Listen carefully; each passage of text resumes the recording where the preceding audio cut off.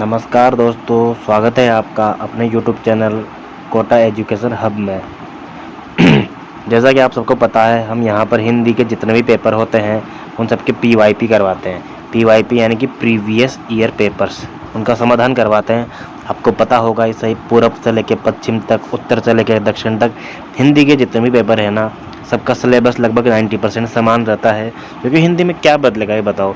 UGC net में अगर syllabus में आषाढ़ का एक दिन पाठ्यक्रम में दे रखा है, मान लो सिलेबस का पार्ट है, तो ऐसा नहीं है कि वो मोहन राकेश के दूसरे नाटक से प्रश्न नहीं पूछ सकता। कुछ भी सिलेबस नहीं होता दोस्तों, पूरी हिंदी साहित्य अपने आप में एक सिलेबस है, कहीं से भी प्रश्न पूछ सकता है। तो जैसा कि आप सबको पता है कि हम यहाँ पर प्रीवियस ईयर पेपर कर रहे थे। हम 27 जून का और 5 मार्च के जो दोनों शिफ्टों के एग्ज़ाम कर चुके थे। आज हम जो पेपर करने जा रहे हैं ये हुआ था 30 सितंबर को, ठीक है। 30 सितंबर 2022 को हुआ था। इसका शिफ्ट 1 देखेंगे UGC नेट का, ठीक है। UGC नेट का ऑफिशियल पेपर है, इसका शिफ्ट 1 का डिटेल में सॉल्यूशन देखेंगे दोस्तों, ठीक है ना। तो कोई भी डाउट हो यहाँ तक आपको, या फिर किसी भी एग्जाम से संबंधित या किसी भी प्रकार से, तो आप हमें पूछ सकते हैं, ठीक है। ओके, शुरू करते हैं। पहला प्रश्न, निम्नलिखित में से कौन सी आर्य भाषाओं में शामिल नहीं है, पूछा है इसने, ठीक है। संस्कृत है, अंग्रेजी है, अरबी नहीं है दोस्तों, ठीक है। मेरी बात सुनो आप, जो अरबी है ना, अरबी वो और फारसी तो है, ठीक है। अरबी और फारसी में लोग कन्फ्यूज हो जाते हैं कि अरबी और फारसी जो है एक ही परिवार की भाषा होगी, लेकिन ऐसा नहीं है, ठीक है ना। अरबी जो है वो अलग भाषा है। और अरबी किस परिवार की भाषा है, अगर अगली बार आ जाए तो शामी परिवार की भाषा है अरबी। किस परिवार की भाषा है, अरबी। जबकि संस्कृत, अंग्रेजी, फारसी, इधर से अगर हम बात करें पंजाबी हो गई, और भी बहुत सारी भाषा हो गई, देखिए यूनानी, लैटिन, प्राकृत, अंग्रेजी, ये सब की सब भाषा जो है ना वो आर्य भाषाओं के अंदर शामिल है। जबकि शामी भाषाओं के अंदर कौन कौन सी भाषा है, अरबी भाषा जो है ना, इब्रानी, हबशी, ठीक है। इसके अलावा कौन कौन सी, इब्रानी, हबशी और ये अरबी, ये शामी भाषाओं के अंदर शामिल है दोस्तों, ठीक है। ये परिवार भाषाओं के, तो याद रखना अरबी भाषा जो है ना वो आर्य भाषाओं में शामिल नहीं है। संस्कृत, अंग्रेजी, फारसी, लैटिन, हिंदी और बाकी जितने भी है ना, लैटिन, प्राकृत, यूनानी, ये शामिल है, पंजाबी भी है ना। दूसरा प्रश्न देखते हैं, निम्नलिखित में से तत्सम शब्द कौन सा है, ये बताना है, ठीक है। तत्सम शब्द यानी कि जो संस्कृत से आया हुआ ऐसा शब्द जो वैसा का वैसा ही प्रयोग में किया जा रहा है आज भी, ठीक है, इसमें परिवर्तन नहीं हुआ है, ठीक है। तो क्या होगा इसका उत्तर बताओ। देखो, आग जो है पहले हम अग्नि लिखते थे, तो इसका मतलब ये तो तत्सम नहीं है, इसका तत्सम तो अग्नि होगा, ठीक है। बयार को नहीं हो सकता, क्योंकि बयार तो वायु को बोलते हैं, ठीक है ना। पंख भी नहीं हो सकता, पंख का तो पक्ष होना चाहिए था, तत्सम। अक्षर जो शब्द है ना, अक्षर, ये तत्सम शब्द है दोस्तों। पहले भी अक्षर ही बोलते थे तत्सम में, संस्कृत में, और अब भी अक्षर ही बोलते हैं, कभी कभी आखर बोलते हैं, ठीक है ना। तो ये याद रखना, अक्षर जो है वो तत्सम शब्द है, ठीक है, याद रखिएगा। तीसरा है, द्वैतवादी वैष्णव संप्रदाय के प्रवर्तक कौन है, ठीक है। भक्ति काल में पढ़ते हैं हम दोस्तों, ठीक है ना। श्री संप्रदाय तो हम पढ़ते हैं किनका, रामानुजाचार्य का, और वल्लभाचार्य का वल्लभ संप्रदाय, रामानंद का रामावत संप्रदाय है, रामावत, ठीक है। वल्लभाचार्य का वल्लभ संप्रदाय है, ठीक है। और द्वैतवादी वैष्णव संप्रदाय के प्रवर्तक कौन है, मध्वाचार्य, ठीक है ना दोस्तों, याद रखना। द्वैतवादी वैष्णव संप्रदाय के प्रवर्तक कौन है, मध्वाचार्य, ठीक है ना। तो जो इनका जो सिद्धांत है उनका नाम है द्वैतवाद, ठीक है ना, द्वैतवाद। और वल्लभाचार्य का क्या नाम है, शुद्धाद्वैतवाद। और रामानुजाचार्य का क्या नाम है, विशिष्टाद्वैतवाद,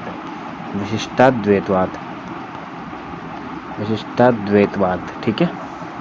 याद रखिएगा, ये अलग अलग प्रकार से हैं, द्वैतवाद, शुद्धाद्वैतवाद, विशिष्टाद्वैतवाद, भेदाभेदवाद, जो कि निम्बार्काचार्य का है, ठीक है, निम्बार्क संप्रदाय का। ये अलग अलग दिए हुए हैं, ठीक है। चौथा देखिए, विशोबा खेचर या खेचरनाथ के निम्नलिखित किसके गुरु थे, ठीक है ना। आता है ना कि धन्य हो जो विशोबा खेचर ने मिलाया, इस टाइप से है ना। पानी कहाँ से आया, ठीक है ना, हम नहीं होते कौन कहाँ से आया, इस प्रकार से पंक्तियाँ रामचंद्र शुक्ल में दे रखी है। कौन गुरु थे इनके, नामदेव। पहले सगुण थे ये, सगुण इनकी भक्ति थी, बाद में इनकी भक्ति निर्गुण प्रकार की हो गई दोस्तों, निर्गुण। चौथे का आंसर क्या हो जाएगा, नामदेव, ठीक है। पांचवा प्रश्न देखिए, सभा विलास किसकी रचना है, ब्रजभाषा में जो लिखा गया है पद्य संग्रह, सभा विलास किसकी रचना है दोस्तों, ये बताओ।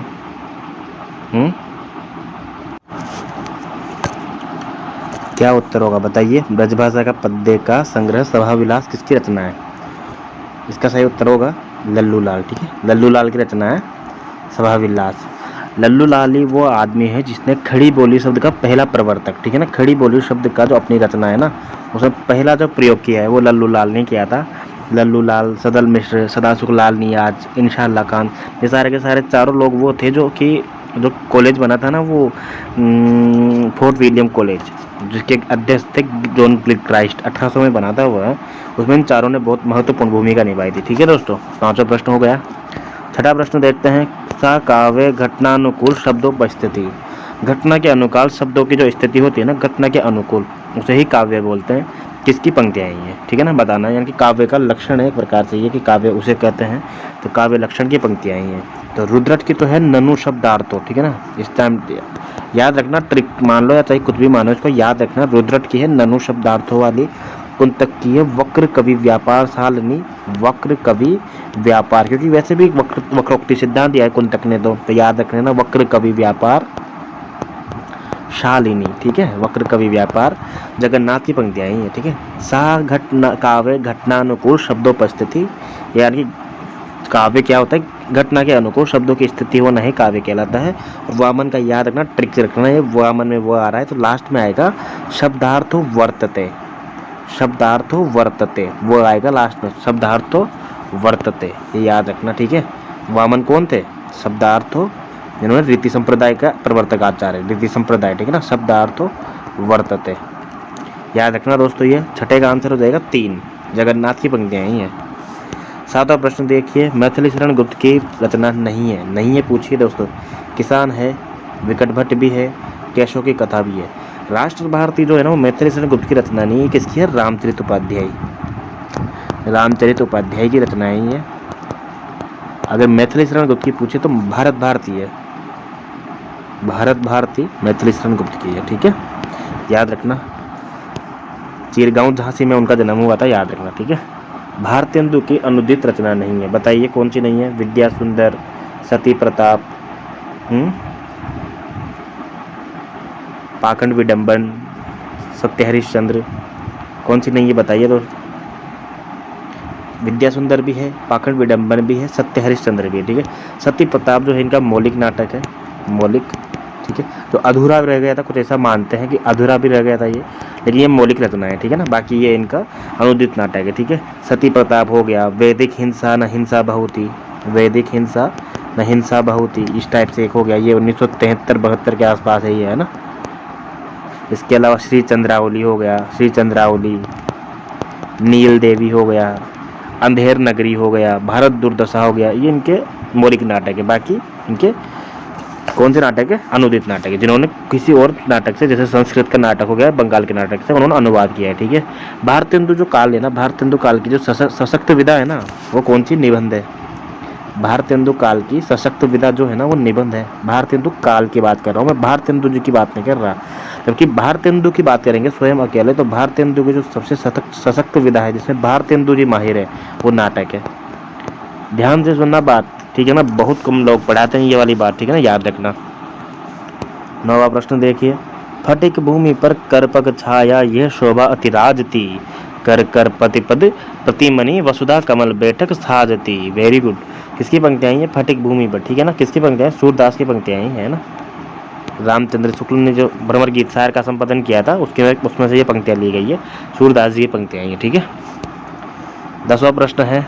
उदासी संप्रदाय के प्रवर्तक कौन है? आसान प्रश्न है, पढ़ा होगा आपने। जो अपने सिख संप्रदाय के जो थे उनके पुत्र हैं ये श्रीचंद, श्रीचंद जी के, श्रीचंद जो है उनका संप्रदाय है उदासी संप्रदाय, गुरु नानक के पुत्र। ठीक है, आषाढ़ का एक दिन में राजाश्रय और व्यक्ति स्वातंत्र के बीच भटकते हुए सृजनात्मकता का नाट्य बिंब है। ये कथन किसका है? आषाढ़ का एक दिन राजाश्रय और व्यक्ति स्वतंत्रता के बीच, यानी कि राज्य का भी आश्रय चाहिए और व्यक्ति की स्वतंत्रता भी चाहिए, कि भटकते हुए सृजनात्मक का नाट्य बिंब है। ये कथन किसका है? बताइए दोस्तों, किसका कथन है ये? पहला ऑप्शन है नेमित चंद्र जैन, दूसरा है बच्चन सिंह, तीसरा है गिरीश रस्तोगी और चौथा है जयदेव तनेजा। बताओ किसका है? कमेंट करो, बताओ। इसका जो सही उत्तर होगा वो बच्चन सिंह। ठीक है,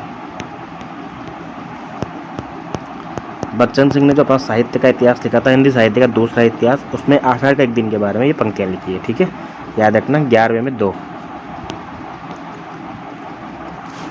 तद दोषो शब्दार्थ हो सगुणा, गुणों के साथ जो कृति होती है पुनः कापी। ठीक है, पुनः क्वापी किसकी पंक्तियाँ हैं? ये मम्मट की पंक्तियाँ हैं। ठीक है, उक्त के साथ चल रही है।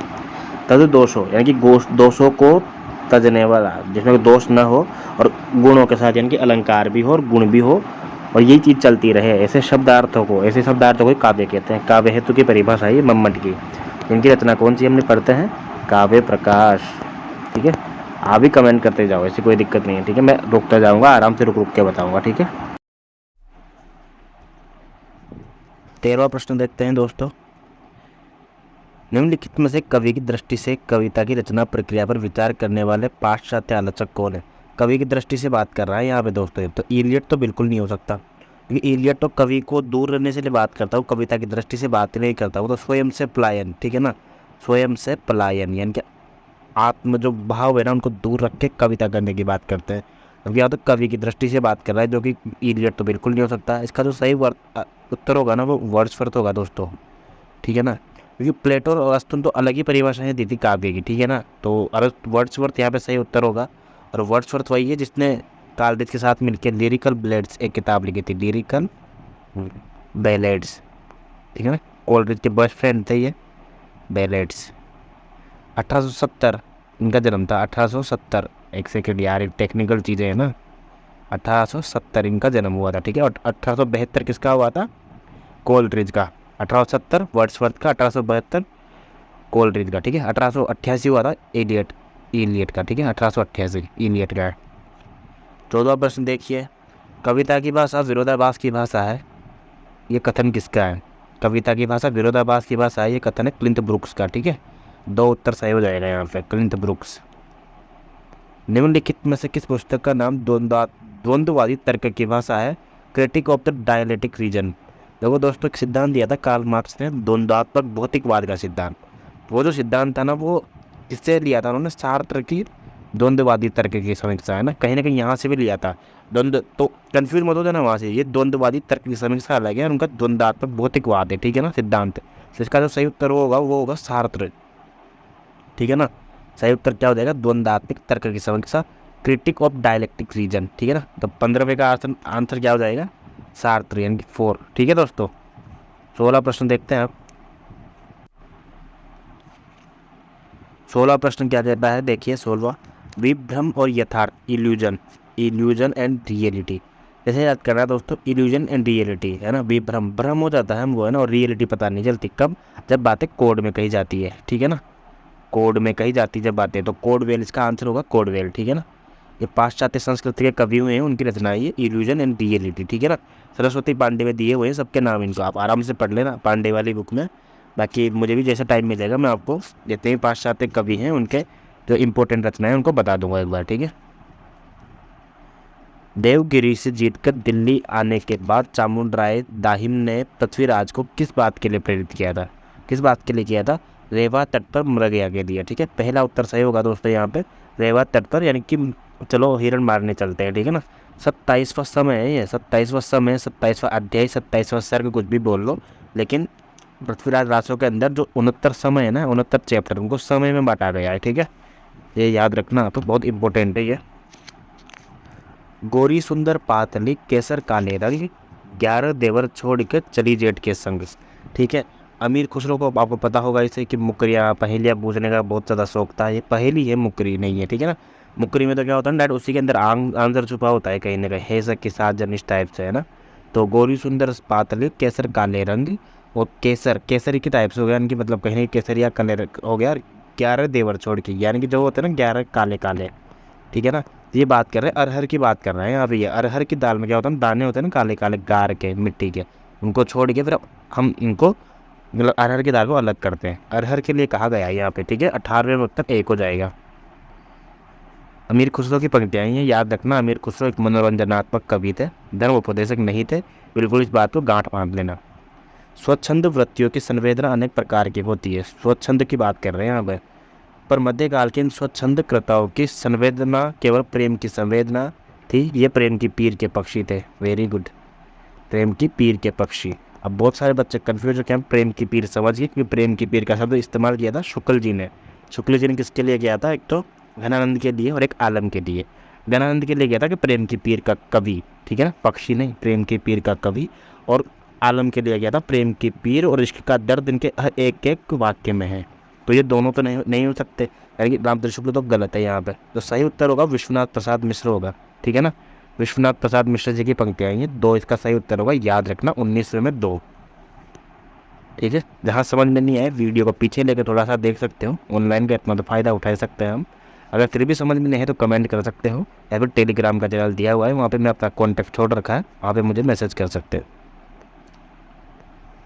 जय पंखी के नियर हुई कहे विरह की बात। जैसे पक्षी के पास जाकर मैं अपने विरह की बात बोलती हूँ ना, नागमती बोल रही है, नागमती की वियोखंड की पंक्तियाँ आई हैं पद्मावती से, जायसी के पद्मावत से, कि जैसे ही पंखी के नियर होकर अपनी बात करती हूँ, सोई पंखी जाए जरी तरवर हो ही नहीं बात। तो पक्षी भी मेरे विरह की आग से जल जाते हैं, और जो पत्ते हैं ना, पत्ते वो पेड़ के झड़ जाते हैं। तो यहाँ पे दोहे में अत्युक्ति, बिल्कुल अत्युक्ति तो है, इसे बहुत बड़ा चढ़ाकर बात कही गई है, अत्युक्ति, अति प्लस उक्ति है ना। संवेदना अभिव्यक्ति के रूप में, परिणाम निर्देश के रूप में, केवल ऊहात्मक पद्धति के निर्वाह के लिए नहीं, वह केवल, ये तो गलत हो जाएगा, अविधात्मक अर्थबोध के लिए, ठीक है। अभिधा तो बिल्कुल नहीं हो सकता यहाँ पे। संवेदना, अभिधा में तो क्या होता है, जैसा दिखा वैसा लिखा, जबकि अभिधा तो यहाँ दिखता ही नहीं है, लक्षण ही लक्षण दिखते हैं यहाँ तो, है ना। तो संवेदना अभिव्यक्ति के रूप में पहला उत्तर यहाँ सही होगा, ठीक है ना। ऊहात्मकता पद्धति वहाँ होगी जहाँ पर बिल्कुल ही कुछ समझ में नहीं आए और ऐसी ऐसी घटनाएं हो जाए ना, वहाँ पर जैसे कि वो हो जाता है ना कि पिया से कहना है भोरा है काग, वो पंक्ति आती है ना जिसमें नागमती बोलती कि जाओ और मेरे पिया से बोल के आना कि हम, है ना, मतलब काले हो गए और हम जो वियोग में जो चल रही है ना नागमती, उसके धुएं के कारण काले हो गए हैं। इसको बोलते ऊहात्मक पद्धति, ठीक है ना। वहाँ पर 21वां प्रश्न देखिए, राम की शक्ति पूजा 1936 निराला की कविता आई है, महाकाव्य की श्रेणी में आता है ये, उसकी पंक्तियाँ आई हैं।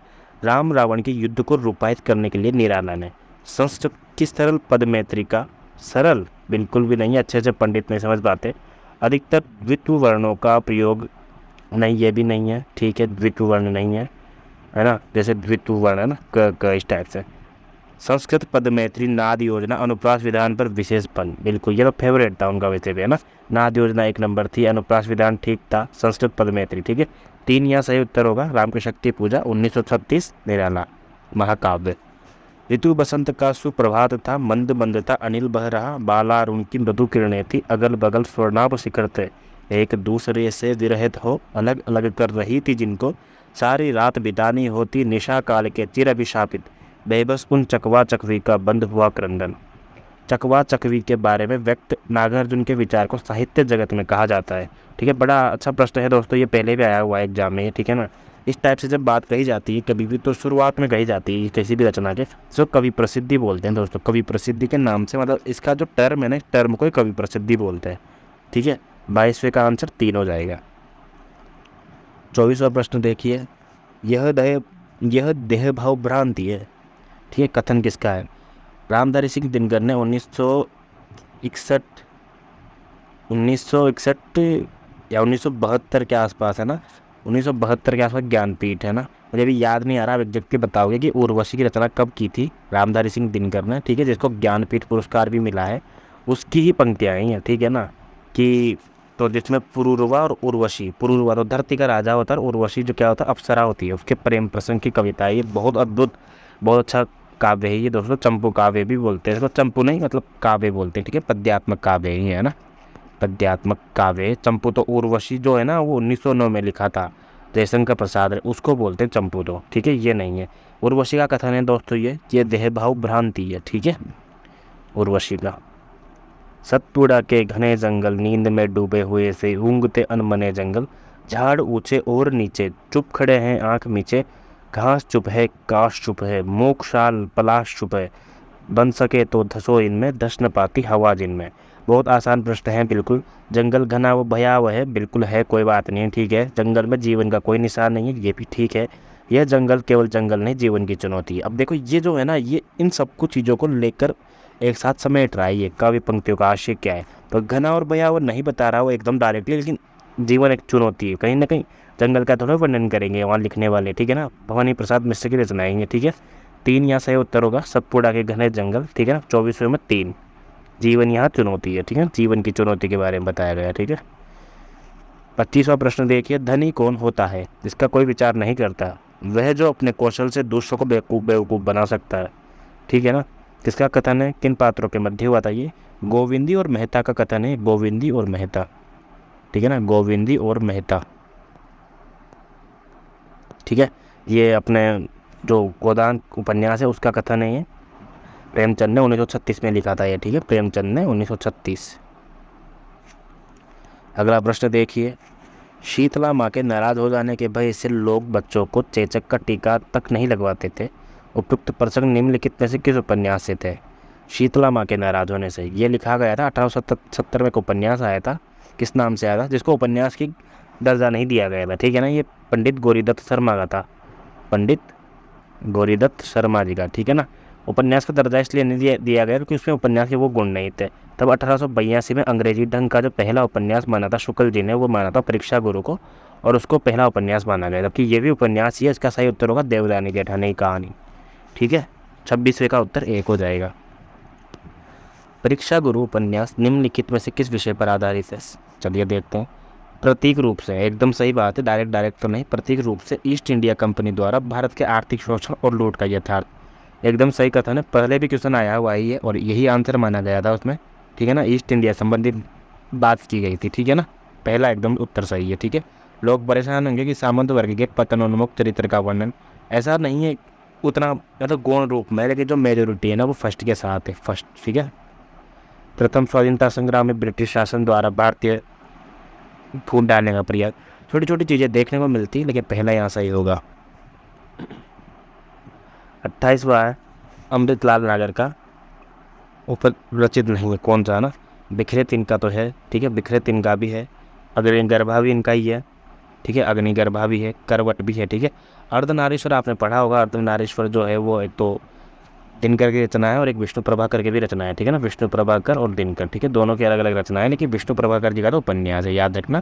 अर्धनारीश्वर जो उपन्यास है वो विष्णु प्रभाकर का है, जिन्होंने अपने आवारा मसीहा जीवनी लिखी थी, शरद चंद्र की, ठीक है। तेरी बाकी अदा पर मैं खुद हूँ फिदा, तेरी चाहत को दिल भर बया क्या करूँ, यही ख्वाहिश है कि ईद तू मुझको देखा करे और दिलो जा में तुझको देखा करो, ठीक है। घबराने की कोई ज़रूरत नहीं है, आपने सिलेबस जरूर पढ़ा होगा यूजीसी नेट की तैयारी करने से पहले। अब आपको पता है रसप्रिया उसमें है नहीं, पंचलाइट उसमें है नहीं, ये दोनों कहानियाँ सिलेबस में है। लाल पान की बेगम कहानी तो भाषा से फुर्सत नहीं मिलती, एकदम ग्रामीण प्रकार की भाषा है, देखा जाए तो उसमें तो चंपी यार वो जो होते हैं उसमें से, है ना, वो तो बैलगाड़ी जैसी बातें होती है। तीसरी का समय बैलगाड़ी जैसी बातें होती है, लेकिन शहर का थोड़ा सा माहौल है, बाजार का माहौल है, और इसी की पंक्तियाँ हैं, ठीक है ना। इतना ज़्यादा नहीं डाउट करते, बाकी पढ़ोगे ना गौर से तो इसमें मिल जाएगा, ठीक है ना। 29वें का आंसर 4 होगा। मनीष रत्नाथ रेणु की कहानी है तीसरी कसम, बहुत अच्छी कहानी, पढ़ना, हर बार इसके पात्र पूछे जाते हैं, हर बार। प्रथम विश्व युद्ध की पृष्ठभूमि पर रचित कहानी कौन सी है? 1915 में ये कहानी रची गई थी, इसका नाम था उसने कहा था। चंद्रधर शर्मा गुलेरी की कहानी थी ये, चंद्रधर शर्मा गुलेरी की कहानी थी। लहना सिंह इसका प्रमुख पात्र था, लहना सिंह। लहना सिंह के अलावा वजीरा सिंह, ठीक है, किरत सिंह जो इसका भाई होता है, बोधा सिंह जो कि हजारा सिंह का बेटा होता है, हजारा सिंह। बहुत अच्छी कहानी है, पढ़नी चाहिए। उसने कहा था सबसे सही उत्तर होगा यहाँ पे, ठीक है ना। दुनिया का अनमोल रत्न प्रेमचंद की कहानी है ये, उस टाइम की अंग्रेज सरकार ने जब्त कर लिया था इसको। परिंदे नई कहानी की पहली कहानी मानी जाती है, नई कहानी की पहली कहानी मानी जाती है परिंदे। नामवर सिंह ने इसको पहली कहानी का दर्जा दिया था, नई कहानी की प्रथम कहानी निर्मल वर्मा। अमृतसर आ गया, सांप्रदायिक और एक प्रकार से आज़ादी के जो उस टाइम पे जो हुआ था ना 1947 पे, उसका एक भयावह चित्रण इसमें भी मिलता है, ठीक है। अमृतसर आ गया भीष्म सहाने की कहानी है। जगपति की बीमारी और बेरोजगारी से उपजी आर्थिक मजबूरी से त्रस्त पत्नी चंदा की कहानी है, बड़ी मार्मिक कहानी है दोस्तों, बहुत ज़्यादा दिल को एकदम कुरेद के रख देती है। आपका क्या विचार है बताइएगा इस कहानी के बारे में। इसका उत्तर होगा राजा निर्बंश्य पहला, ठीक है ना। 1957 में लिखी गई कहानी थी ये, कमलेश्वर के द्वारा। कमलेश्वर वही है जिन्होंने समानांतर कहानी के प्रवर्तक कमलेश्वर हैं, ठीक है दोस्तों। राजा निर्बंश्य, और वैसे भी सिलेबस में से एक ही लगाई हुई है राजा निर्बंश्य, कोई भी इसका आंसर लगा सकता है। आपकी फेवरेट कहानी कौन सी है जो मुझे पढ़नी चाहिए, कमेंट करके ज़रूर बताना दोस्तों। बाकी मेरी तो फेवरेट कहानी में आती राजा नीरबंशी। 32वां प्रश्न देखते हैं, बंशीधर किस कहानी का पात्र है? बंशीधर बंग महिला के द्वारा लिखी गई कहानी थी, एक ही है, दुलाईवाल इसका नाम था। वो 1907 इसका प्रकाशन वर्ष था, 1907, ठीक है ना। 33वां प्रश्न देखिए, जात ले जात टके शेर जात, 1 टका दो, हम अभी अभी जात बेचते हैं टके के वास्ते। अर्थात मतलब कोई भी बड़ी से बड़ी चीज़ छोटी वस्तु के बराबर भी मिल सकती है, छोटी से छोटी चीज़ बड़ी वस्तु के बराबर, एक चीज़ के बदले दूसरी चीज़, यानी कि यहाँ नगण्य, साधारण, विशिष्ट, असाधारण सब एक ही भाव। बिल्कुल यही पहला ही सही हो जाएगा यहाँ पे। मतलब कोई नगण्य चीज़ है ना, फिर भले वो साधारण ही क्यों ना हो, और विशिष्ट चीज़ हो भले वो असाधारण हो, एक ही भाव बिक रहे हैं, ठीक है ना। तो ये अंधेर नगरी बोलते हैं इसको, अंधेर नगरी, ठीक है। बड़ा अच्छा नाटक है ये। कहा जाता है एक ही दिन में ये नाटक की रचना की गई थी भारतेंदु के द्वारा 1881 में। बहुत अच्छा नाटक है, पढ़ना चाहिए, ठीक है, पाठ्यक्रम में लगा हुआ है वैसे भी। पुरोहित के अनुसार रामगुप्त का ध्रुव स्वामी पर कोई अधिकार नहीं है। ध्रुव स्वामी किसी और से प्रेम करती थी, लेकिन रामगुप्त अपना अधिकार के कारण इसको छीनना चाहता था एक प्रकार से। बड़ा अच्छा नाटक है ये, 1933 में लिखा गया नाटक है जयशंकर प्रसाद का। स्कंदगुप्त 28 में लिखा गया था और 31 में लिखा गया था चंद्रगुप्त, ठीक है। ऐतिहासिक नाटक है ध्रुव स्वामी। और पुरोहित के अनुसार रामगुप्त का ध्रुव स्वामी पर कोई अधिकार नहीं है, क्योंकि चौथा उत्तर सही होगा, यह गौरव से नष्ट और आचरण से प्रतीत था। गौरव से तो नष्ट था इसे, और आचरण से ही बहुत घटिया इंसान था वो, ठीक है ना, पढ़ोगे पता चल जाएगा। 35वां प्रश्न देखिए, कौन सा निबंधकार द्विवेदी युग का नहीं है? द्विवेदी युग को हम मानते हैं 1903 के आसपास से, या 1900 से मानते हैं 1918 तक, ठीक है। कौन सा नहीं है? माधव प्रसाद मिश्र हैं, गोविंद नारायण मिश्र भी है, अध्यापक पूर्ण सिंह भी है, जिनके हम 6 निबंध पढ़ते हैं। कुबेरनाथ राय, आप सबको क्या पूरे गांव को पता होगा, कुबेरनाथ राय जो है वो दलित निबंधकार है, ललित निबंधकार है। और कुबेरनाथ राय के साथ साथ हम विद्यानिवास मिश्र, ठीक है, विद्यानिवास, ठीक है, इसके अलावा हजारी प्रसाद द्विवेदी, इन सबको हम दलित निबंधकार में पढ़ते हैं। कुबेरनाथ राय जो है वो दलित निबंधकार है, इसलिए यहाँ पे सही उत्तर 3 हो जाएगा। निम्नलिखित में से कौन सा निबंध भारतेंदु हरिश्चंद्र का है? रामायण का समय, रामायण का समय। मैंने पहले भी कहा है भारतेंदु युग की सबसे सशक्त विधा जो है वो निबंध है, परंतु भारतेंदु हरिश्चंद्र की खुद की सशक्त विधा नाटक है, जिसमें सबसे ज़्यादा फेमस हुए थे। भूतही परिवार पृष्ठभूमि किस आत्मकथा का प्रथम अध्याय है, ठीक है ना। कम से कम जितना चैप्टर लगे हुए हैं ना, उन सबको तो रट लो, पहला और आखिरी तो रट लो कम से कम, कौन सा चैप्टर लगा हुआ है। कोई सा भी उपन्यास हो, कोई सी भी आत्मकथा हो, कोई सी भी जीवनी हो, सबके सब हमारे टेलीग्राम चैनल पर HD क्वालिटी मिल जाएंगे, बढ़िया क्वालिटी में, फटी हुई क्वालिटी में नहीं मिलेंगे, ठीक है। और कोई भी दिक्कत हो तो मैंने टेलीग्राम चैनल में एक ID दे रखी है, वहाँ पे आप डायरेक्ट मैसेज करके भी कोई अपना जो भी कन्फ्यूजन हो वो क्लियर कर सकते हो, या फिर यहाँ कमेंट में ही बता सकते हो, ठीक है ना। ये है मुर्दहिया कहानी, ठीक है ना। मुर्दहिया एक आत्मकथा है रमणीका गुप्ता की, ठीक है ना। मुर्दहिया तुलसीराम की, सॉरी, मुर्दहिया इतनी बढ़िया है, ठीक है ना। मुर्दहिया भूतही परिवार, मुर्दहिया, ठीक है, 2010, ठीक है। भूतही पारिवारिक प्रश्न 2010, मुर्दहिया, ठीक है। दूसरा उत्तर सही हो जाएगा तुलसीराम। हरिवंश राय बच्चन ने अपने पूर्वजों का चित्रण आत्मकथा के किस खंड में किया है? अब जब सिलेबस में हमारे यही है तो हम यही लगाएंगे ना, वैसे यही सही भी है, ठीक है ना। 1868 के आसपास का प्रकाशन वर्ष था, 1968 के आसपास, और अपने पूर्वजों का चित्रण इसी में किया गया था, ये सही है, कोई दिक्कत नहीं है। हरिवंश राय बच्चन की 4 आत्मकथाएं लिखी थी इन्होंने, ये 10 द्वार से सोपान तक, ये सबसे लास्ट में लिखी थी, ठीक है। ये चौथा पार्ट है इनका, और ये पहला पार्ट है, ठीक है, याद रखना।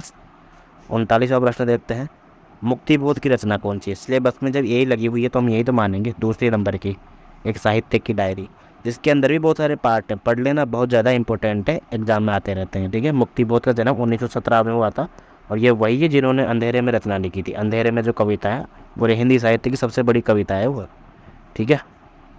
अगला प्रश्न देख लेते हैं। 40वां प्रश्न कहता है, आवारा मसीहा किस साहित्यकार के जीवन पर आधारित है? शरद चंद्र पर आधारित है, विष्णु प्रभाकर ने लिखी हुई थी ये, विष्णु प्रभाकर, ठीक है, शरद चंद्र के जीवन पर। भला हुआ जो मारिया बहनी मारा कंतु, लज्जे हूँ सो बहन से हूँ जय बग्गा गरु एंतु। देखो बहना, बहुत अच्छा हुआ कि मेरा जो पति है वो युद्ध में मारा गया, कि भला हुआ जो मारिया, अच्छा हुआ कि मर गया, बहनों मेरा कंतु, कंतु मतलब पति, मेरा पति अच्छा हुआ कि युद्ध में मर गया। लज्जे हूँ तू बहन से ही कि मैं तो लज्जा से मर जाती कि अगर जय बग्गा घरू अंतु, अगर भग के घर पे आ जाता तो मैं तो लज्जा से मर जाती। ये इसका अर्थ है। अब पढ़ते हैं। हे बहना अच्छा हुआ जो मेरा कंत मारा गया। कंत मतलब पति स्वामी, पहला सही है। अच्छा नहीं हुआ क्योंकि वो मारे जाने लायक नहीं था, गलत, ऐसा कहीं पे भी नहीं आया है। उसके मारे जाने से देश का भला ही हुआ, बिल्कुल सही बात है। हे भगवान युद्ध में अपने पति के मारे जाने से मैं खुश हूँ क्योंकि मैं सखियों के बीच लजा से बच गई। ये भी सही है, डी सही है, ठीक है ना। तो दो ही उत्तर सही मानने हैं यहाँ पे, ए और डी। ए और डी ये ज़्यादा सही है ना, क्योंकि इसका कहीं नहीं दे रखा सी वाले का यहाँ पे कंठस्थ तरीके से, ठीक है ना। इसलिए दो ही चुनना है तो ए और डी यहाँ पे चुनेंगे हम, ठीक है। ए और डी। हे बहना अच्छा हुआ, ठीक है। बहनी मारा कंतु लज्जे उस, तो वो लज्जा से बच गए, तो ए और डी का आंसर सही है, ठीक है। 41वें में पहला वाला।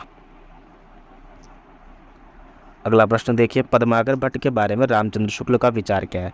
रामचंद्र शुक्ल जी ने अपने रामचंद्र शुक्ल का इतिहास है ना, हिंदी साहित्य का इतिहास 1929 में लिखा था। उसके अंदर पद्माकर के बारे में जो पंक्तियाँ गई है वो पंक्तियाँ हैं, बहुत आसान है। पढ़ा करो शुक्ल जी के बारे में, जितना पढ़ोगे उतना कम है, हर बार कुछ ना कुछ नया सीखने को मिलेगा। वो एक गीता है आपके लिए, मान के चलो आप। ऐसा सर्वप्रिय कवि इस काल के भीतर बिहारी को छोड़कर दूसरा नहीं हुआ। एकदम सही बात है दोस्तों, बिहारी को छोड़कर, बिहारी के बाद इसको वरीयता दी, ये बात माननी पड़ेगी, बिहारी के बाद। परंतु पद्माकर की कल्पना दृष्टि बिहारी से कमतर थी, ऐसा नहीं है, बिल्कुल गलत है ये, ठीक है ना। पद्माकर की दृष्टि बिहारी से कमतर कैसे हो सकती है, नहीं है, ऐसा नहीं कहा था, ठीक है ना। पद्माकर की रमणीयता ही सर्वप्रियता का एकमात्र कारण है, सी सही है। पॉजिटिव बातें पकड़ो ना, पॉजिटिव बातें कहते हैं। कौन सा इंसान अपना इतिहास लिखने के लिए गलत बातें कहेगा, सी सही है एकदम। और पद्माकर की भाषा कड़कती होते हुए भी कभी जैसे नहीं है, गलत है ये भी, ठीक है ना। ए और सी, सिर्फ पहला वाला कथन जो है सही है, यहाँ पे ए और सी ये पंक्तियाँ कही गई है, ठीक है। जगत विनोद पद्माकर की बड़ी अच्छी रचना है, वो पूछी जाती है एकदम, ठीक है। जगत विनोद। नंददास के बारे में रामचंद्र शुक्ल के विचार, फिर से शुक्ल जी के विचार आ गए, पढ़ लेते हैं। इनकी रचना भी बड़ी सरस और मधुर है, ठीक है, सही है।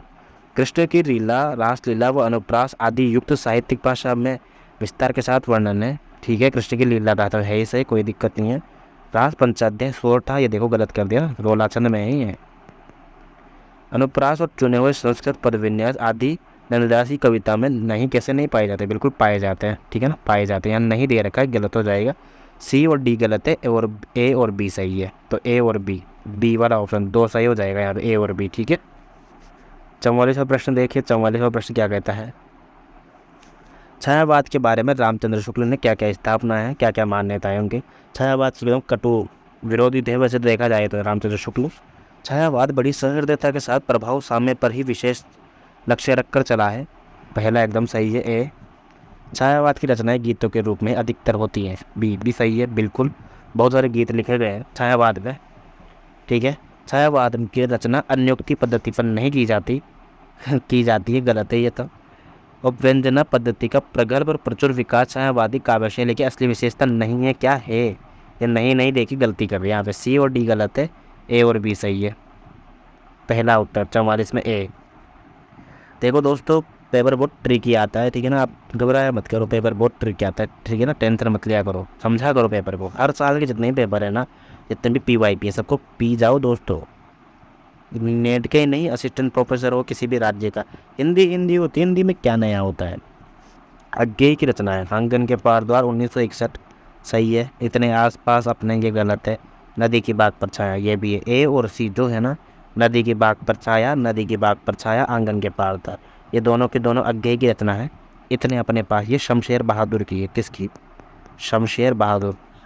और कुछ पते कुछ चिट्ठियाँ किसकी है, रघुवीर सहाय, किसकी है, रघुवीर सहाय।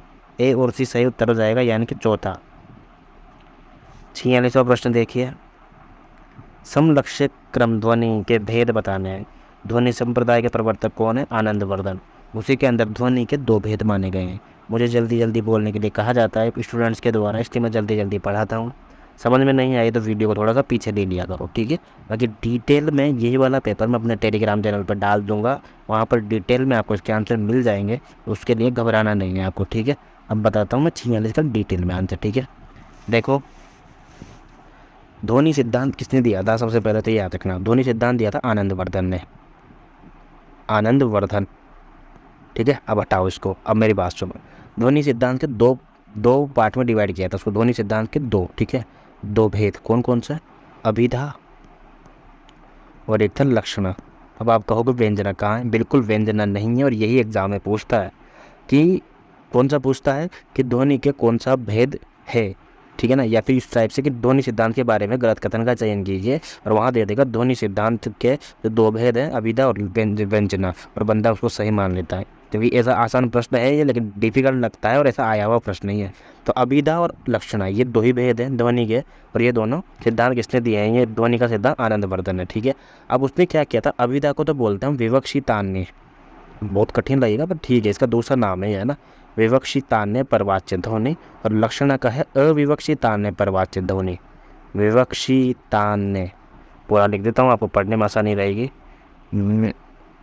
ठीक है, रुको एक second. विवक्षी Tanya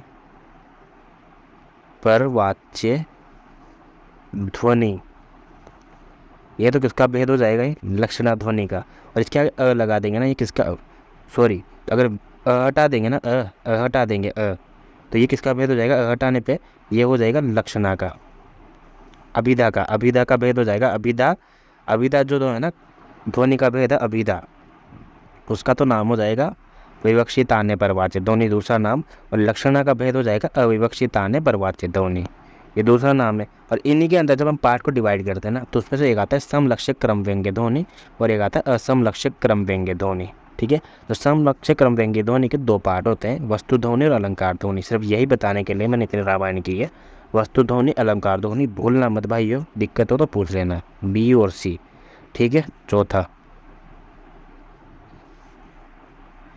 T S Eliot की आलोचना की विशेषता में शामिल है। टी एस इलियट 1888, परंपरा का सिद्धांत और वस्तुनिष्ठ समीकरण का सिद्धांत और निर्व्यक्तिकता सिद्धांत, निर्व्यक्तिकता, ठीक है।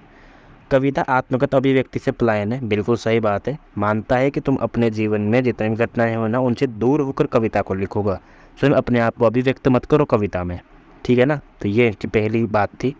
कविता आत्मगत अनुभूति की अभिव्यक्ति है, बिल्कुल नहीं है, बिल्कुल खिलाफ है सब इस चीज़ के। कवि काव्य का माध्यम भर है, बिल्कुल, तुम दूसरे माध्यम भर हो, तुमसे कविता निकल रही है, ठीक है ना। तो उस चीज़ को तुम अपने से मत जोड़ो, समाज से जोड़ो, प्रकृति से जोड़ो, ए और सी यहाँ पे सही उत्तर हो जाएगा।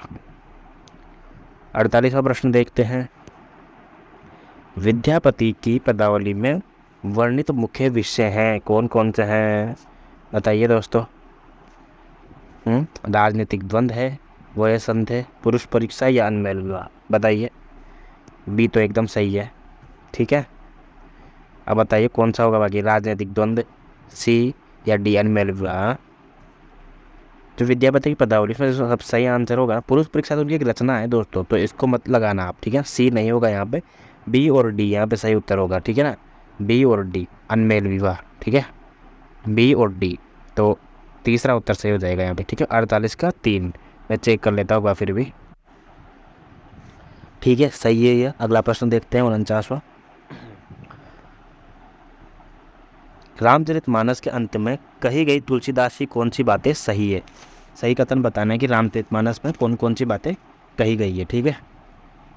तो पढ़ते हैं, पहला प्रश्न देखिए, पहला ऑप्शन कि मेरे समान कोई दूसरा दीन नहीं है, इसलिए हे राम मेरी बहुबाधा को दूर करो, यह भी एकदम सही बात है, लास्ट में ये याचना की गई है रामचरितमानस के अंत में। उत्तर यानी कि जो उत्तर रामायण है ना सबसे लास्ट में, उसकी बात कर रहा है, उत्तरकांड की है ना, तो ए सही है।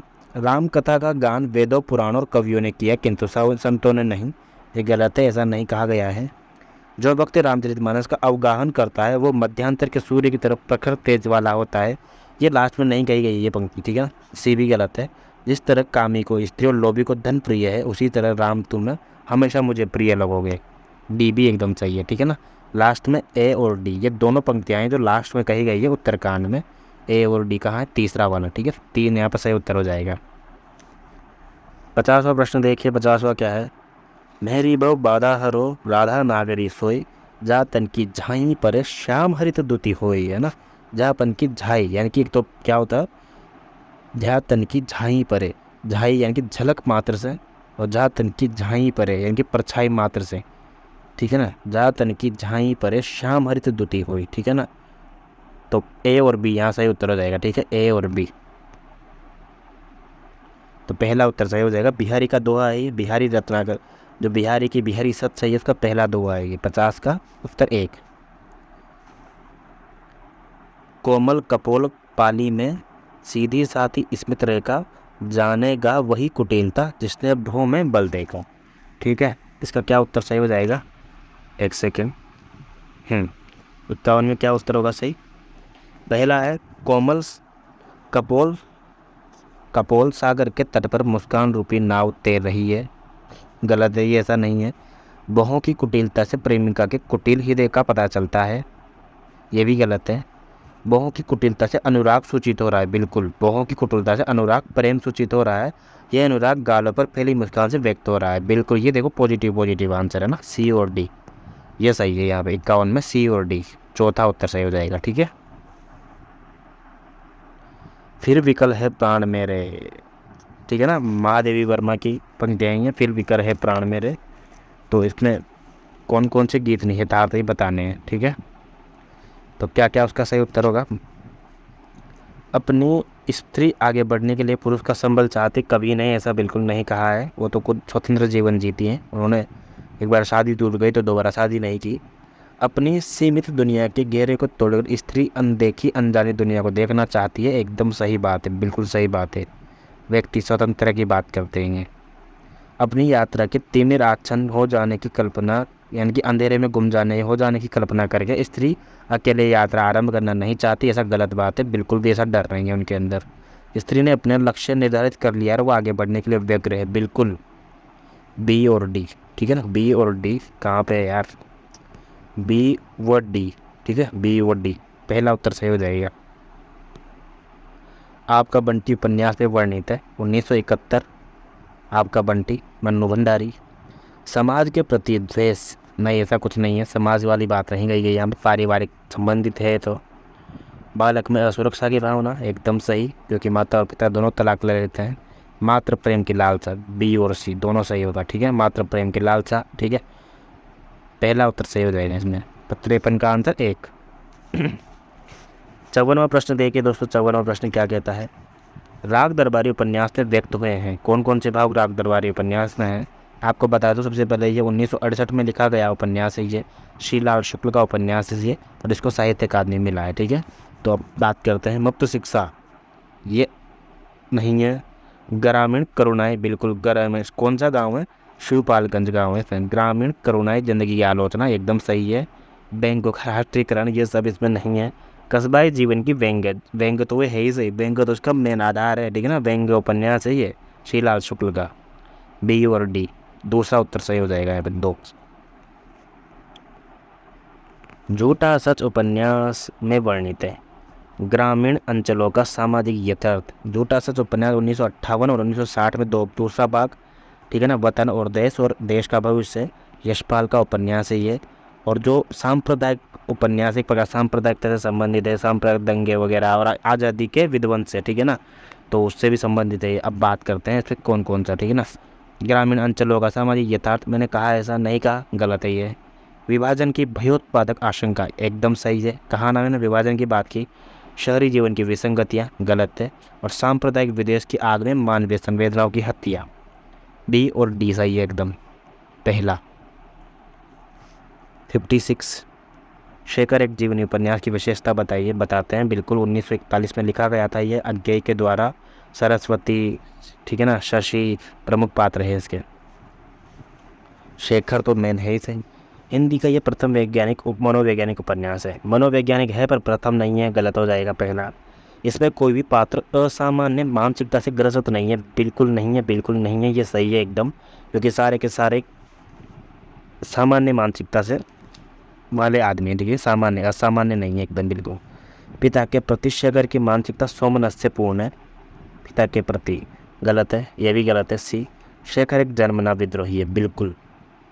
जिसके मन में के विकास का अध्ययन लेखक का अभिप्रेत है, जिसके मन के विकास का अध्ययन, ठीक है ना, एकदम सही है ये, बी और डी, तीसरा, ठीक है, तीसरा उत्तर सही हो जाएगा। 57वां प्रश्न देखते हैं। तीसरी कसम कहानी के पात्र बताने कौन कौन से हैं? ये तो एक ही जगह आते हैं तीनों के तीनों नाम, ठीक है ना। उसी में से ये दुन्नी राम और पलट दास, सही है ये, ठीक है ना, सी और डी। तीसरी कसम, प्रणीत रत्नाथ रेणु, बहुत अच्छी कहानी है, पढ़ना। हर बार क्वेश्चन आता है इसके पात्र का, हर बार हर बार हर बार। ईदगाह कहानी में व्यक्त हुआ है बाल मनोविज्ञान और मातृवात्सल्य, बी और सी सही है यहाँ पे भी। अपनी माँ के लिए चिमटा लेके जाता है ना अमित, बचपन में पढ़ी होगी, 1933 प्रकाशन वर्ष है इसका। परिंदे कहानी के पात्र हैं, पता नहीं क्वेश्चन डिलीट हुआ था ये, जबकि डॉक्टर मुखर्जी भी है, ह्यूबर्ट भी और लतिका भी। शामनाथ तो चीफ की दावत का ही है, चीफ की दावत, विश्व सहानी। परिंदे कहानी बहुत अच्छी कहानी है, मेरी पसंदीदा कहानी में से ये भी। नई कहानी की पहली कहानी मानी जाती है इसको, नामवर सिंह ने इसको नई कहानी की पहली कहानी माना है इसको, ठीक है। निर्मल वर्मा ने लिखी है, 56, 57, 59 ये अलग अलग प्रकाशन वर्ष माने जाते हैं। कहानी पहले छपी थी, ये बाद में कहानी संग्रह छपा था परिंदे नाम से।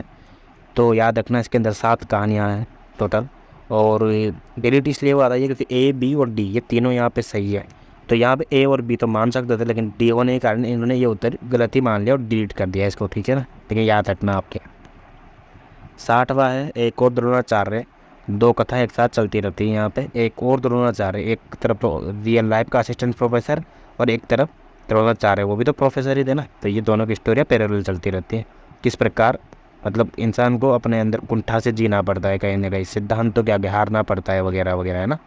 उस दिन भूख मेरे सिद्धांत से बड़ी हो गई, ये भी सही है। और राज के अन्न की दास्तान ने मेरा विवेक खरीदा था, दोनों कथन सही है, दोनों ही है, ठीक है ना। ये शंकर शेष का नाटक है ये, जो हमारे सिलेबस में लगा हुआ है, ए और बी, ठीक है। सारी की सारी PDF HD क्वालिटी में टेलीग्राम चैनल पे मिल जाएगी। कोटा एजुकेशन हब का लिंक हम नीचे दे देंगे, लेकिन अगर आप टेलीग्राम पे जाओगे तो आराम से लिखो KEH_हिंदी, तो आराम से मिल जाएगा हमारे Telegram channel Kota Education Hub में। 61वां प्रश्न देखिए, देवसेना के बारे में। विजय का क्षणिक उल्लास हृदय की भूख मिटा देगा, कभी नहीं। वीरों का भी क्या ही व्यवसाय है, क्या ही उन्मत्त भावना है। ये देवसेना कथन नहीं है। पवित्रता की माप है मलिनता, सुख का आलोचक है दुख, पुण्य की कसौटी है पाप। विजया आकाश के सुंदर नक्षत्रों के केवल देख ही जाते हैं, विजया आकाश के सुंदर नक्षत्र आंखों से केवल देखे ही जाते हैं। ये कथन बिल्कुल देवसेना का है, बिल्कुल। देवसेना स्कंदगुप्त नाटक के पात्र हैं, स्कंदगुप्त, जो कि 28 में छपा था, जयशंकर प्रसाद का नाटक है। नए ढंग के आभूषण, सुंदर वसन, भरा हुआ यौवन, ये सब तो चाहिए ही, परंतु एक और वस्तु चाहिए पुरुष को वशीभूत करने से पहले, धोखे की टट्टी, ठीक है ना, ये भी सही है। बी और सी, डी वाला पढ़ लेते हैं एक बार, इसमें क्या होना चाहिए देव, ठीक है। ऐसा जीवन तो विडम्बना है जिसके लिए दिन रात लड़ना पड़े, ये नहीं है बिल्कुल कथन, ठीक है ना, ये गलत है। बी और सी सही उत्तर हो जाएगा। बी और सी कहाँ है? तीसरा, 61 में 3। 62वां देखते हैं, शिव शंभु चिट्ठे से संबंधित है। बाल मुकुंद गुप्त के 1904 से लेकर 1905 तक जो निबंध छपे थे लॉर्ड कर्जन की नीतियों के विरुद्ध में व्यंग्य के रूप में, उनके निबंध छपे थे। कहाँ छपे थे? भरत मित्र पत्रिका में छपे थे, ये जो कलकत्ता से निकलती थी। तो बी और डी सही हो जाएगा, तो बी और डी। 63वां प्रश्न देंगे, आनंद कादम्बनी जो है वो बालकृष्ण प्रेमगन की, ठीक है ना, आनंद कादम्बनी जो है प्रेमगन की, बद्री नारायण चौधरी प्रेमगन की पत्रिका है वो। निम्नलिखित में से कौन सी आत्मकथा नहीं है, पूछा है उसमें से। ये भी है, ये भी है, ये भी है। आत्मकथा सॉरी आत्मकथा नहीं है, ठीक है। बालमकथा आत्मकथा 46 में उपन्यास है ये, हजारी प्रसाद द्विवेदी का। और शेखर एक जीवनी लिखा हुआ है, फिर भी उपन्यास है ये भी, 1941 का। तो बी और डी चौथा उत्तर सही हो जाएगा, ठीक है। भोलाराम का जीव कहानी का विषय है। भोलाराम का जीव हरिशंकर परसाई की एक व्यंग्य कहानी है, बहुत अच्छी कहानी है। भ्रष्टाचार के पक्षधर बिल्कुल भी नहीं है, खिलाफ है। भ्रष्टाचार का अनावरण बिल्कुल, और सदाचरण का निषेध गलत। सरकारी कार्यालय में व्याप्त रिश्वतखोरी बिल्कुल। बी व डी, सरकारी कार्यालय में किस प्रकार से गरीबों का खून पिया जाता था उसके ऊपर व्यंग्य करते हुए कहानी लिखी थी। पहला उत्तर एकदम सही है, 64 का 1। 65वां है, संस्मरण की पुस्तकें कौन कौन थी? संस्मरण, ऋणजल दंजल आपने पढ़ा होगा, रेणु का है, ये तो रिपोर्ट आ जाए तो गलत हो जाएगा, ये तो रिपोर्ट आ जाए। वे लड़ेंगे हजारों साल, ये भी रिपोर्ट आ जाए, ठीक है ना। आगे दिन पीछे गए और नंगा तलाई का गाँव। ये किसकी है? विश्वनाथ त्रिपाठी, विश्वनाथ की, विश्वनाथ, ठीक है ना। विश्वनाथ का है नंगा तलाई का गाँव, विश्वनाथ की है ये। और आगे दिन पीछे गए, ये मुझे ध्यान नहीं आ रहा किसकी संस्मरण पुस्तक है ये, ठीक है ना। ये काशीनाथ की है, काशीनाथ की, काशीनाथ। आज 6 दिन पाछे गए, ठीक है, काशीनाथ की है ये, संस्मरण है ये। नंगा तलाई का गाँव विश्वनाथ की है। ए और सी सही उत्तर हो जाएगा यहाँ पे, ए और सी, ठीक है। विश्वनाथ वही है जिन्होंने व्योमकेश दरवेश नाम से एक हजारी प्रसाद द्विवेदी की जीवनी लिखी थी 2010 में, ठीक है। 65वां हो गया। 66वां प्रश्न देखते हैं। आचार्य रामचंद्र शुक्ल और हिंदी आलोचना। आचार्य रामचंद्र शुक्ल, आलोचना का अर्थ और अर्थ की आलोचना, मिलान करना है इनको, है ना। आचार्य रामचंद्र शुक्ल और हिंदी आलोचना, ये पहला तो है 3, ठीक है ना। रामविलास शर्मा की है ये, तो पहले में 3 हो जाएगा। आचार्य रामचंद्र शुक्ल और आलोचना का अर्थ और अर्थ की आलोचना, ये रामस्वरूप चतुर्वेदी का है, बी में 4 हो जाएगा, ठीक है ना। तो इसका सही उत्तर हो जाएगा 3, ए में 3, बी में 4, ए में 3, बी में 4, ठीक है। आचार्य रामचंद्र शुक्ल आलोचना कोश, इसका क्या हो जाएगा? रामचंद्र तिवारी, एकदम सही है ये। और आलोचना की परंपरा, हिंदी आलोचना की परंपरा, आचार्य रामचंद्र शुक्ल, इसका हो जाएगा शिव कुमार मिश्र। तो डी में 1 हो जाएगा दोस्तों, ठीक है, डी में 1। अगला वाला प्रश्न देखते हैं, ठीक है। ध्यान से देख लेना, बिल्कुल समझ में नहीं आ रहा तो वीडियो को थोड़ा पीछे कर लेना। अब यहाँ पे बताना है कि ये प्रकार से ये अलंकारों के प्रकार दे रखे हैं, उन प्रकारों के अंदर हम अलंकारों को डिवाइड करके बांटते थे। तो कौन कौन सा बांटा हुआ है देखते हैं। तो सबसे पहले है विरोध गर्भ। तो विरोध गर्भ में तो वही आएगा ना जो विरोध बातें करता हो, जैसे कि बिनु पद चले सुने बुनु कानन। अरे वाह यार, बिना पैरों के चल रहा है और बिना कानों के सुन रहा है, तो विरोध तो विभावना हो जाएगा यहाँ पे, ठीक है ना। सी में 1 हो जाएगा। सी में 1 किस में है? 2 में और 3 में, ये तो ये हो जाएगा। दूसरा मेरी बात सुनो, हम पढ़ते हैं उत्प्रेक्षा और ये बहुत सारे अलंकार जो सादृश्य मूलक के अंदर पढ़ते हैं, सादृश्य मूलक के अंदर, तो बी में 3 हो जाएगा। बी में 3 किस में है? यहाँ पे, तो 2 उत्तर सही हो जाएगा यहाँ पे। ए में 4, ए में 4 का मतलब हो गया औपम्य गर्भ, किस में हो जाएगा? व्यतिरेक। और श्रृंखला मूलक में कौन सा हो जाएगा? एकावली, ठीक है ना। तो ये मिलान कर लेना आप, A4 B3 C1 D2, ठीक है, याद रखना, इंपॉर्टेंट है। अगला वाला प्रश्न देखिए, 68वां प्रश्न में वीर दिए रखे हैं। विषमता की पीड़ा से व्यस्त हो रहा स्पंदित विश्व महान। बड़ी अच्छी हिंदी की एकदम तत्सम शब्दावली वाली पंक्तियाँ हैं ये, जयशंकर प्रसाद की पंक्तियाँ हैं, ठीक है। ए में हो जाएगा 1, ठीक है। तीसरे में भी है, चौथे में भी है। मिलन के पल केवल 2 4, विरह के कल्प हजार, अपार या हजार, ठीक है। सुमित्रा नंदन पंत की पंक्तियाँ हैं। बी में 3, यानी कि चौथा उत्तर सही हो जाएगा हमारा। सी में 2, दिन 12 वर्षों के, तो ये घोड़े के भी सुने गए हैं फिरते, और तोड़ दो ये क्षितिज में भी देख लो उस पार क्या है। इसने कहा ये महादेवी वर्मा ने, ये तोड़ दो ये क्षितिज में भी देख लो उस पार क्या है। और हरिवंश राय बच्चन ने क्या लिखा है? इस पार प्रिय मधु है तुम हो, उस पार न जाने क्या होगा। अगला प्रश्न देखिए, मित्रता बड़ा अनमोल रतन, कवि से तोल सकता है धन। दिनकर की पंक्तियाँ हैं। ए में 4, इस देश को है दीन बंधो आप फिर अपनाइए, भगवान भारतवर्ष को फिर पुण्य भूमि बनाइए, ठीक है ना। गीतिका चंद में लिखी हुई पंक्तियाँ ये मैथिली शरण गुप्त की। गीतिका चंद, शीतल ज्वाला जलती है ईंधन होगा दृग्जल, और नाश भी हूँ मैं अनंत विकास का क्रम भी, त्याग का दिन भी चरम आसक्ति का तम भी, ठीक है ना। अब मिलान करते हैं इसमें से, तो ए में तो हो जाएगा अपना ए में 4 और बी में 1, ए में 4 बी में 1 ये, ठीक है। और सी में 2, जयशंकर प्रसाद, शीतल ज्वाला जलती है ईंधन होगा दृग जल का, और ये हो जाएगी महादेवी वर्मा का। बीन भी हूँ मैं तुम्हारी रागिनी भी हूँ, उसकी पंक्तियाँ हैं डी वाली। 70वां प्रश्न देखते हैं, मिलान करना है यहाँ पे। ये उपन्यास के पात्र दिए हुए हैं और ये भी उपन्यास के पात्र है, लेकिन किसका किससे संबंध है ये बताना है। चलिए बताते हैं। शकुन का बेटा होता है बंटी, तो पहले में 3 हो गया, यानी कि सी, पहले में सी, ठीक है। पहले में सी, ये देखो पहले में दे रखा ए वाले में, तो पहला उत्तर सही हो जाएगा ए में 3, ए में 3 पहले वाले में, ठीक है। फिर मिलान करेगा बी में 4, बी में 4 बाणभट्ट की आत्मकथा का है ये, आपका बंटी का है, सही है। सी में 2, सी में 2 और राम बोला, ये हो जाएगा, ये अमृत लाल लाएगा मानस का हंस का पात्र है ये, ठीक है। पहला उत्तर सही हो जाएगा, ध्यान रखना। डिटेल में इसका सॉल्यूशन की PDF मैं टेलीग्राम चैनल पर डाल दूंगा, वहाँ देख लेना, KEH हिंदी के नाम से है, KEH_ हिंदी, लिंक डिस्क्रिप्शन में मिल जाएगा आपको।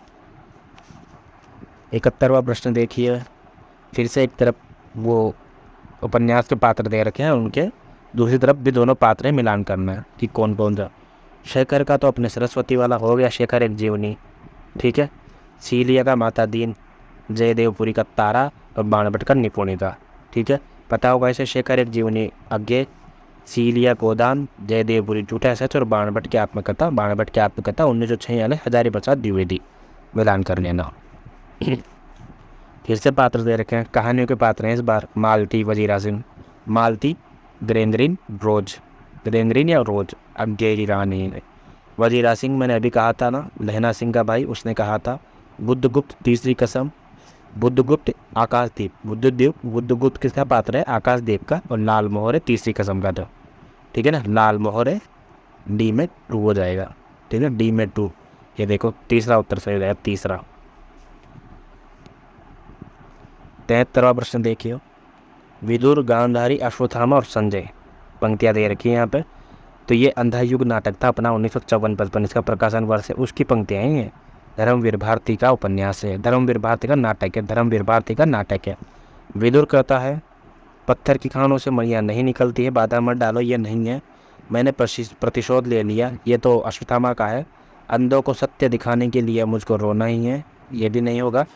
पहले में होगा फोर्स, हृदय तुम्हारा पत्थर का हो गया है गांधारी, पहले में 4 होगा, तो ये लो दूसरा वाला उत्तर। 73 में 2, ठीक है ना, क्योंकि ए में 4 एक में ही है। बी में 1, गांधारी, पत्थर की खानों से मणियाँ नहीं निकलती, ये हो गया।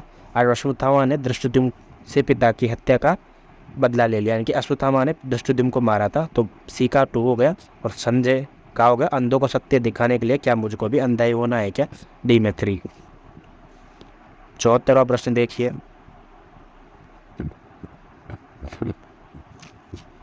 भारतेंदु हरिश्चंद्र की इसमें से रचना कौन सी है, महावीर प्रसाद द्विवेदी की कौन सी है, हजारी प्रसाद द्विवेदी की कौन सी है, ये बताना है, ठीक है ना। बताइए दोस्तों किसकी कौन सी है। विद्यानिवास मिश्र का निबंध इनमें से फागुन दोहरे दिन है, ठीक है, डी में 1, इन तीनों में डी में 1 है, ठीक है। कवि और कविता की बात कौन करेगा दोस्त, बी में 2, ठीक है ना, बी में 2 कवि और कविता, नहीं बी में 3 कवि और कविता, ठीक है। मेरी जन्मभूमि, ये हजारी प्रसाद द्विवेदी, सी में 2 है 3 में, ठीक है। और जातीय संगीत हजारी प्रसाद द्विवेदी, तीसरा उत्तर सही हो जाएगा, मिलान कर लेना, ठीक है। फिर से इधर तो दे रखी रचना है, इधर दे रखी रचनाकार, मिलान करते हैं। शरत चंद्र जो है रचनाकार नहीं है, लेकिन इसका संबंधित है आवारा मसीह में जो कि जीवनी लिखी हुई है, वो शरत चंद्र की है, एम ए 4 दोनों में। बी में 3, शिवरानी देवी ने जो आत्मकथा वो जीवनी लिखी है प्रेमचंद की, प्रेमचंद घर में, बी में 3 हो जाएगा, ठीक है। सी में हो जाएगा राम वृक्ष बेनीपुरी, ये बेतीपुरी नहीं है, बेनीपुरी है, इसका हो जाएगा गेहूं और गुलाब, हरिवंश राय बच्चन का नीड़ का निर्माण, फिर डी में 2, ठीक है। सही उत्तर हो जाएगा चौथा वाला, मिलान कर लेना, चौथा। 76वां प्रश्न देखते हैं, प्रकाशन वर्ष की दृष्टि से सही क्रम कौन सा, इनका बताना है, ठीक है, बताते हैं। दूसरी परंपराएं खोज 57 में हुई थी, ये नामवर सिंह की पंक्तियाँ रचनाएँ। और व्योमकेश दरवेश 2010 में थी, ये हजारी प्रसाद द्विवेदी की जीवनी है, ये विश्वनाथ ने लिखी थी है, तो 57 और 2010 सबसे लास्ट में बी, ठीक है। तो CADB शांति निकेतन जैसे वाले, तो ये 57 में ये रचना भी, लेकिन ये पहले है, सी पहले आएगा, उसके बाद दूसरी परंपराएं खोज है। और साहित्यकार और चिंतक आचार्य प्रसाद द्विवेदी, ये बाद की रचना है। तो CAD और B, सबसे लास्ट में B आएगा दोस्तों, ठीक है ना, CADB, ये इसका सही उत्तर हो जाएगा, ठीक है। राम मूर्ति की ये रचना जो है ना, साहित्यकार और चिंतक आचार्य प्रसाद द्विवेदी, ये राम मूर्ति की रचना है, ये 1997 प्रकाशन वर्ष इसका, राम मूर्ति, ठीक है। अगला प्रश्न देखते हैं, प्रकाशन वर्ष की दृष्टि से सही अनुक्रम लगाना है इनका, चलिए लगाते हैं। ये रचनाएं जितनी भी है सारी की सारी ये रामविलास शर्मा की, और एक कथन डिलीट हुआ था क्योंकि इसमें क्या होगा ना, मिलान नहीं हो पाया था, ये तो क्रम दे रखा है सबके अनुसार, इसमें कोई विकल्प तो सही नहीं बैठ रहा था, ठीक है, याद रखना आपको।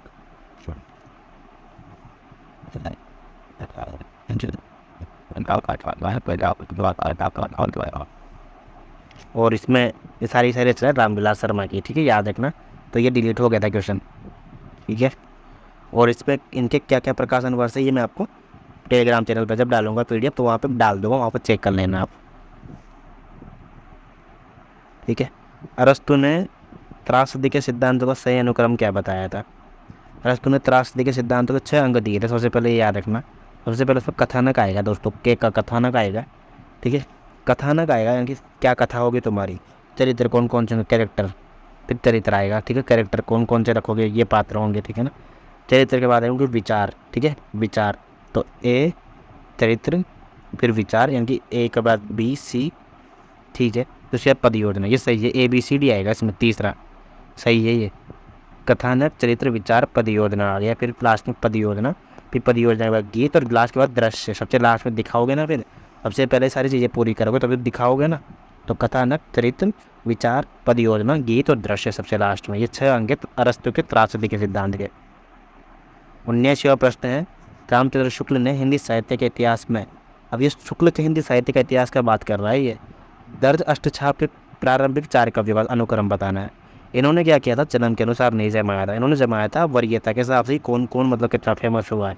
सबसे पहले तो सूरदास का नाम लिखा था इन्होंने, फिर लिखा था नंददास का, फिर लिखा था कृष्णदास का और फिर लिखा था परमानंद दास का। तो ये यहाँ पे सही क्रम होगा, सूर नर कृष्ण परमा, सूर नर कृष्ण परमा है ना, यानी BADC कहाँ पे, पहला वाला ए यहाँ पे सही उत्तर हो जाएगा, ठीक है, BADC। 80वां प्रश्न देखिए, कामायनी के सर्गों को क्रम में लगाना है। 15 सर्ग हैं, 1935 प्रकाशन वर्ष है, 36 मत मानना, 36 लोग मानते हैं जो कि गलत है। कैसे होगा इनका क्रम देखते हैं, मैं बताता हूँ आपको। कि चिंता ने आशा से श्रद्धा से कहा, ठीक है ना, चिंता आशा श्रद्धा, ठीक है ना, काम, ये काम है, काम याद रखना, काम, ठीक है। चिंता ने आशा से श्रद्धा से कहा, कहा से मतलब काम, ठीक है। चिंता ने आशा से श्रद्धा से कहा, काम, काम, वासना, लज्जा और की ऐसे लिखेंगे ना, की। तो काम, वासना, लज्जा, कैसे कर्म, पहले काम आ गया फिर कर्म आएगा, कर्म। ईर्ष्या में ई की आए ना, बड़ी ई की मात्रा, तो ईर्ष्या आएगा, फिर ईर्ष्या में बड़ी ई की मात्रा आती है और फिर आएगा ईड़ा, याद रखना। चिंता आशा श्रद्धा काम वासना लज्जा कर्म ईर्ष्या ईड़ा, ठीक है। स्वप्न, उसके बाद स्वप्न, फिर स्वप्न में संघर्ष करेंगे ना, स्वप्न में संघर्ष, ठीक है। तो मैं फिर से बता देता हूँ बात, चिंता आस्था श्रद्धा काम वासना लज्जा कर्म ईर्ष्या ईड़ा स्वप्न संघर्ष, उसके बाद निद्रा निर्वेद दर्शन रहस्य और आनंद, ये हो गया ना निद्रा, NDR निद्रा निर्वेद दर्शन रहस्य आनंद। अब मिलान कर लेना अपने हिसाब से है ना, बिल्कुल। तो क्या हो जाएगा इसमें, निद्रा, ऐसा ये तो लास्ट वाले ही दे दिए चारों के चारों, NDR है ना। तो निर्वेद पहले हो जाएगा, C पहले आ जाएगा, CAD भी हो जाएगा इसका सही उत्तर। नहीं AB तो है ना, स्वप्न में संघर्ष AB, सॉरी स्वप्न में संघर्ष यानी कि A, फिर B स्वप्न में संघर्ष निर्वेद और दर्शन ABCD सही हो जाएगा, ABCD। तीसरा 80 में 3, ये देखना है प्रकाशन वर्ष के अनुसार जमाना है, जमा देते हैं। सबसे पहले जब 70 में ये लिखा गया था, ये सबसे पहले हो जाएगा, C सबसे पहले हो जाएगा, C सबसे पहले किस में है, B में, तो ये सही हो जाएगा, ठीक है। 70 में पंडित गौरीदत्त शर्मा के द्वारा, ठीक है ना। परीक्षा गुरु तो बाद में लिखा गया था 82 में, पता होगा इसे आप। निष्ठा हिंदू 1888-86 के आसपास लिखा गया था ये, ठीक है ना। और नूतन ब्रह्मचारी किसका है, ये बालकृष्ण भट्ट का, बालकृष्ण भट्ट का ये पहले लिखा गया था। ये 1888 में लिखा गया था निष्ठा हिंदू और 86 में लिखा गया था ब्रह्मचारी, ठीक है, याद रखना। आगे पीछे हो सकता है लेकिन जो क्रम होगा उसका दूसरा होगा, ठीक है। सही आंसर की के साथ आपको डिटेल में टेलीग्राम पे मिल जाएगा इसका एग्जैक्ट जो भी होगा। ये भी क्वेश्चन डिलीट हुआ था क्योंकि इसका जो क्रम था ये सही नहीं बैठ पा रहा था। आपका बंटी का 71 है, प्रकाशन वर्ष के अनुसार बताना। धरती धन अपना का 72 है, छोटा सच का 58 है और मैयादास की माड़ी 81 है इसका, ठीक है ना। मैयादास की माड़ी 81 है, मिलान कर लेना, इसमें से एक भी नहीं बैठेगा। 83वां प्रश्न देखिए, अग्निखोर अमृतलाल नागर का 73 में ही है, पिंजरा 44 में ही है, ईरनदेश की राजकन्या 33 में है और जयदौल जो है कहानी संग्रह है ना अपना, उसका किनका है, अज्ञेय का, ठीक है, जयदौल 51 है इसका आंसर, ठीक है। तो 33, 44, 73 CBD है, ठीक है। CBD है, कहाँ पे CBD है, दूसरा उत्तर सही हो जाएगा, CBD है, ठीक है। 83 में 2। ये अग्निकोर अमृतलाल नागर का हो गया। पिंजरा जैनेंद्र, नीलम देश की राजनी कन्या भी जैनेंद्र, और जयदौल किसका है, ये अज्ञे का। प्रकाशन वर्ष से लगाना है फिर से। बकरी कब है, 71। कबीरा खड़ा बाजार में कहाँ, 81 में 79, और कोणार्क 51, ठीक है। मादा कैक्टस 79, कबीरा खड़ा बाजार में 81, और बकरी कब है, 71 में, ठीक है। बकरी 74 में, सॉरी बकरी 74 में है, ठीक है। कबीरा खड़ा 81 में। अभी देख लो अब आपके हिसाब से कोणार्क आएगा सबसे पहले, डी आएगा सबसे पहले, DCAB है ना, सी उत्तर सही हो जाएगा तीसरा। 85वां प्रश्न देखिए। प्रकाशन वर्ष की दृष्टि से लगाना है फिर से, क्या क्या लगाना है। आंखों देखा पाकिस्तान 2006 में ही है। 2003 में कितने पाकिस्तान लिखा था इन्होंने, कमलेश्वर ने, ये भी कमलेश्वर की रचना है 2006 में, ठीक है। तो सबसे लास्ट में ए आएगा 2 और 3 में, ठीक है। अब देखते हैं चीड़ों पर चांदनी, ठीक है। चीड़ों पर चांदनी कब है दोस्तों, चीड़ों पर चांदनी है 64 में, 1964 में है चीड़ों पर चांदनी। किसका है, निर्मल वर्मा का। नए चीन में 10 दिन, ये है 1966 में गिरधर राठी, 1966 नए चीन में 10 दिन गिरधर राठी का। और 1952 में है पैरों में पंख बांधकर 1952 में किसका है ये, ठीक है ना, राम नरेश त्रिपाठी, ठीक है ना। तो डी पहले आएगा, DBC है, तीसरा उत्तर सही हो जाएगा यहाँ तो C। 86वां प्रश्न देखिए। 90 प्रश्न करेंगे दोस्तों हम, 90, ठीक है ना। बाकी जो गद्यांश वाले प्रश्न वो हम नहीं करेंगे, वो आसान प्रश्न है, आप कर लोगे उनको, उनके आंसर दे देंगे हम। और अगर आपको लगता है कि गद्यांश में आपको दिक्कत आती है तो मैं सॉल्यूशन करवा दूंगा, एक बार मुझे कमेंट में बता देना आप, ठीक है। क्योंकि यहाँ पे 2 कथन दिए हुए हैं कि डार्विन का मानना है कि ईश्वर सृष्टि का निर्माता नहीं है, ठीक है, क्योंकि मनुष्य सृष्टि का निर्माता है, कारण कि वो ईश्वर की सृष्टि है, ठीक है। डार्विन का मानना है, ये तो एक तो सही है, एक तो बी वाला, ए वाला। तो डार्विन का मानना है कि है ना, ईश्वर सृष्टि का निर्माता नहीं है, क्योंकि मनुष्य ने सृष्टि का निर्माण किया है, कारण कि वो ईश्वर की सृष्टि है, ठीक है ना। तो ये ए और आर थोड़ा सा इसमें डाउट लग रहा है। ए तो सही है एकदम, ठीक है ना, ए तो सही है, और आर जो है मुझे नहीं लगता सही है, एक बार मैं इसको चेक कर लेता हूँ। बाकी इसको मैं आंसर की मैं डाल दूंगा, एक सेकेंड रुको।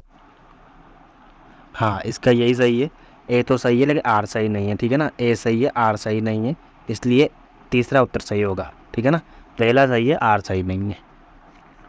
87वां प्रश्न देखिए। कार्ल मार्क्स का मानना है कि पूंजीवादी व्यवस्था में व्यक्ति अपना उत्पाद बेचने के कारण उससे अजनबी हो जाता है। ये एकदम बिल्कुल सही है।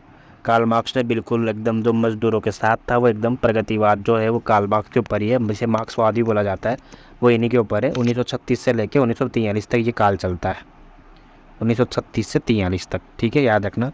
क्योंकि अपने उत्पाद को पूंजीवादी सत्ता के हाथ भेजना व्यक्ति की मजबूरी है। दोनों कथन एकदम बिल्कुल सटीक है, एकदम सही है, और एकदम सही व्याख्या भी है। पहला उत्तर सही होगा ये। और मैंने आपको पहले बताया कि सही व्याख्या है या नहीं है। जब दोनों कथन सही हो लेकिन सही व्याख्या है या नहीं है कैसे पता लगाएं। अगर दोनों कथन में सेम बातें लिखी हुई है, आप एक दूसरे से मिली हुई बातें हैं, एक दूसरे से संबंधित बातें हैं, तो सही व्याख्या लगा दो। लेकिन अगर एक दूसरे से संबंधित बात है लेकिन एक दूसरे से अलग दिशा में है तो मत लगाओ, ठीक है ना। वैसे 90% चांस में एक दूसरे से संबंधित बात ही कही गई होगी उसमें, ये याद रखना, तब सही व्याख्या लगा देना आप। 88वां प्रश्न क्या कहता है। अस्तित्ववाद व्यक्ति को अपने कर्मों के लिए उत्तरदायी मानता है।